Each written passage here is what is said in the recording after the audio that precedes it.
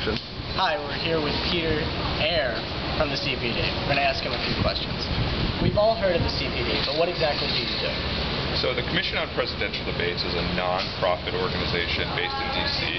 We've been around since 1987, and there are really two things that we do primarily. The first is we organize the general election, presidential and vice presidential debates between the leading candidates, and then we also do a lot of work internationally with countries that are trying to get debates going. We offer technical assistance in about 40 different countries through our International Debates Network. How are the sites chosen? We put together a very detailed site selection process about 2 years in advance. We issue site selection guidelines, and institutions from around the country apply. Then we visit sites. We look at which ones are going to work best from a technical standpoint, security standpoint, logistics standpoint, and then we get it down to a list of finalists, and really that's how the process works. And I'll tell you that Lynn University hit it out of the park. It was an A-plus application, and we're so excited to be here. We're excited to have you here. How are the moderators chosen?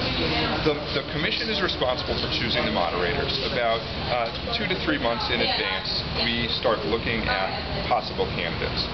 We look for people who have extensive television experience, people who understand the focus of the debate needs to be on the candidates and the issues, not on the moderators. And then we want people who are well recognized and have a reputation for being impartial. Okay. One final question. With regards to the debate, we've often seen that both sides go over their time limit. The CPD is obviously in charge of that. Are you planning on regulating that in any way? Or? So once the debate goes live, the moderator is responsible for enforcing the time limits. It's sometimes easier said than done.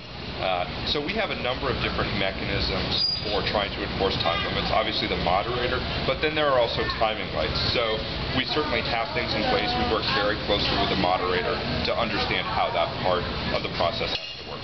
Okay, thank you for your time. Sure. And quick question, one real last quick question. With regards to the last moderator, how she corrected the facts that were stated by, I believe it was Mitt Romney, what do you think about that? Was she allowed to do that? What are your thoughts? So obviously our focus during the debate is to make sure that things work as smoothly as possible from a production standpoint. That's really what we're focused on. We have a lot of discretion left to the moderator within the broad framework, but of course we work very closely with the moderator for many, many weeks to make sure that he or she understands the rules that we set out and that the candidates have agreed to. Okay. All right. Thank you very much. Sure. Have a good Happy to help. Thank you.